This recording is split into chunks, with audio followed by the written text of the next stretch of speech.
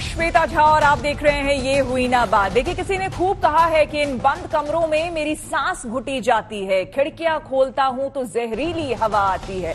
जी हाँ, दिल्ली एनसीआर का यही हाल है। और ऐसे में सवाल है कि ठंड और प्रदूषण के इस जानलेवा मंजर के बीच खुद का और अपनों की सेहत का ख्याल कैसे रखा जाए। आज डॉक्टर्स का पैनल जुड़ा हुआ है, उनसे आपको रूबरू करा दे। हमारे साथ नोएडा स्टूडियो में डॉक्टर नवनीत जुड़ चुके हैं और डॉक्टर नवनीत चेयरमैन और एमडी हैं EMSOS मेडिकल सर्विसेज के। डॉक्टर नवनीत, आपका बहुत बहुत स्वागत है।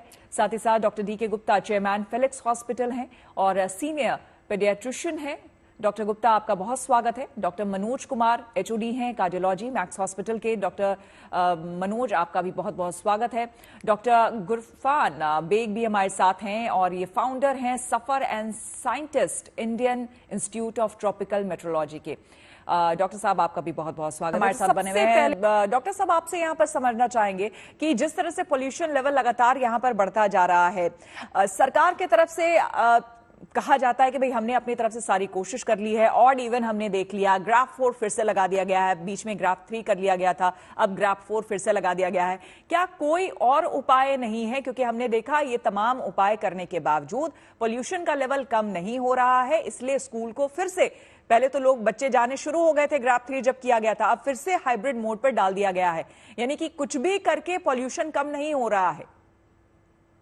देखिए, ये जो ग्रेफ 4 ग्रेफ 3 के दो चीजें हैं इसके अंदर। एक तो ये है कि कितना इम्प्लीमेंटेशन हो रहा है ग्राउंड के ऊपर, उसके अंदर क्वेश्चन मार्क है।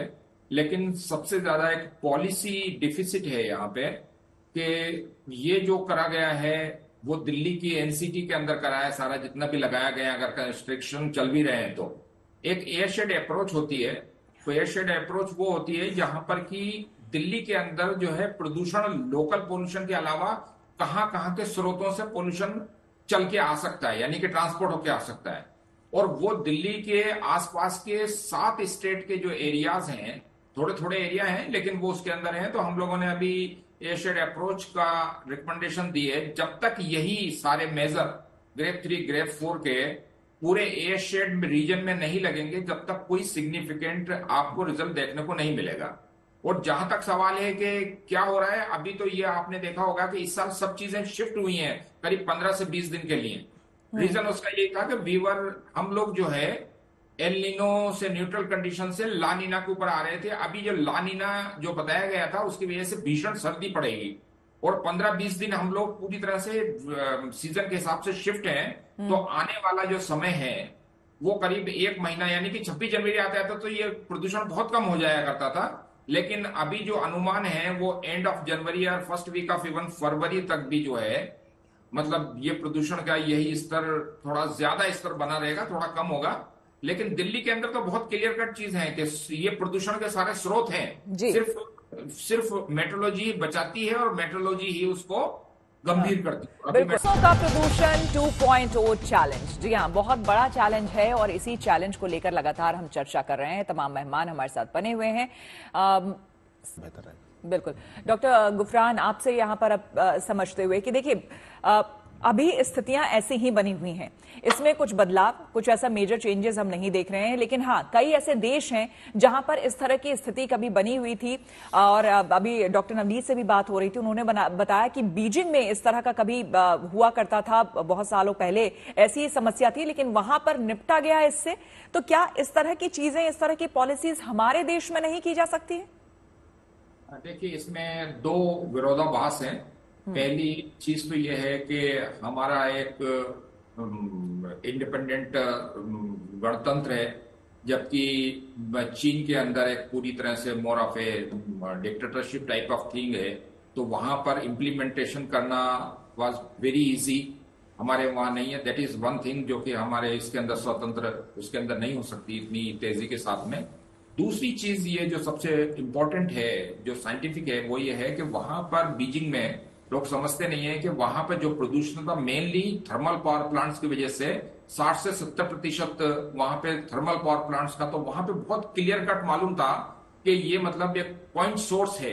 और ओवरनाइट वहां की जो डिक्टेटर सरकार है उसने ऑर्डर करके उनको सबको बीजिंग से बाहर, यानी कि 1 महीने या 2 महीने के अंदर वो पूरे के पूरे जो 60% था वो निकल के बाहर चला गया 200 किलोमीटर दूर और उसके अंदर आ गया। हमारे यहाँ पर जो स्रोत हैं वो बहुत विभिन्न हैं, अलग अलग टाइप के स्रोत हैं। जैसे कि अभी 40% जो है वो ट्रांसपोर्ट है, और वो सबसे बड़ा डायनेमिक जो सोर्स होता है, पॉइंट सोर्स हो गया, वो तो निकाल दिया आपने। पॉइंट सोर्स इजी है, फैक्ट्रियों को बंद करवाना वो हमने ऑलरेडी कर दिया कि थर्मल पावर प्लांट्स अभी दिल्ली में कोई भी नहीं है, जबकि समस्या है बिजली की, लेकिन वो बाहर निकाल दिया है इसको। तो वो वाली बात नहीं हुई चीन वाली। लेकिन यहाँ पर सबसे बड़ा जो स्रोत है वो है ट्रांसपोर्ट लेवल, और ट्रांसपोर्ट के अंदर जो है वो हमारी लाइफलाइन है हर जगह की, और उसकी वजह से कंजेशन होना, और जब कंजेशन होना और वो सड़क पे चलती है तो उसकी वजह से रिसस्पेंडेड डस्ट होना, ये बहुत समस्याएं जो सोशियो इकोनॉमिक फैब्रिक के साथ जुड़ी हुई हैं, और बहुत बड़ा इंफ्रास्ट्रक्चर और वो चाहिए।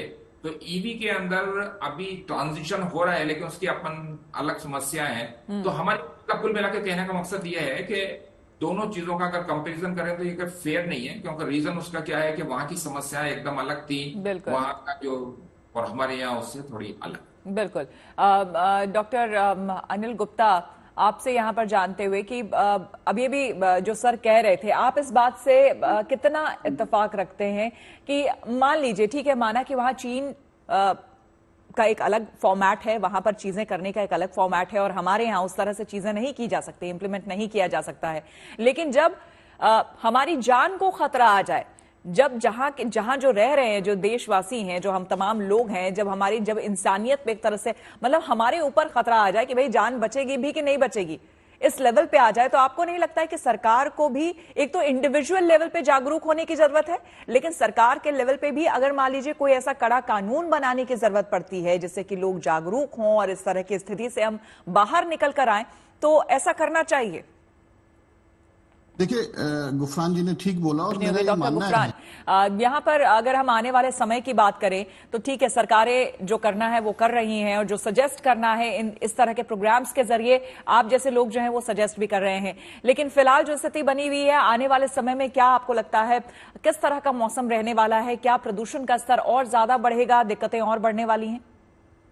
बिल्कुल, ये अभी ये समझिए कि आप नवंबर या दिसंबर के पहले हफ्ते तक तो फिर भी शक्यता थी कि हवाएं थोड़ी तेज हो जाती थी इन बिटवीन में, लेकिन जहां तक पिछले 20-25 साल का क्लाइमेटोलॉजिकल डेटा का शो करता है कि ये दिसंबर 15 से और जनवरी तक हवाएं कभी भी तेज नहीं होती हैं, और जब हवाएं तेज नहीं होती हैं तो वही एक हमारा दिल्ली में प्रदूषण का जानी दुश्मन बन जाता है, और जो भी जितना भी प्रदूषण निकलता है, जितना भी इमिशन उत्सर्जन निकलता है, वो वहां पे ठहर जाता है। लेकिन मेरी एक लास्ट ये है कि अगर यही समस्या प्रदूषण की अगर पॉलिटिकल डिस्कोर्स का हिस्सा जिस दिन बन गया, वो मुख्य हिस्सा बन गया, तो समझ लो हमारी 50% समस्या हल हो गई। क्योंकि उससे एक यही नहीं है कि पॉलिटिकल डिस्कोर्स है, लेकिन उसके अंदर क्या है कि अवेयरनेस, आउटरीच भी पहुंचती है पूरे समाज को। इंडिविजुअल लेवल पे आदमी सोचने में मजबूर हो जाता है कि पॉलिटिकल डिस्कोर्स का हुआ कुछ ना कुछ गड़बड़ है इसके अंदर, तो हमें सेल्फ मिटिगेशन की तरफ आगे बढ़ना चाहिए। तो मेरे ख्याल से ये दो चीजें बहुत इंपॉर्टेंट हैं जो मैं। बिल्कुल, आपने बिल्कुल सही कहा डॉक्टर। इंडिविजुअल लेवल पे भी आपको समझना होगा अपनी जिम्मेदारी को, उसका निर्वहन करना होगा।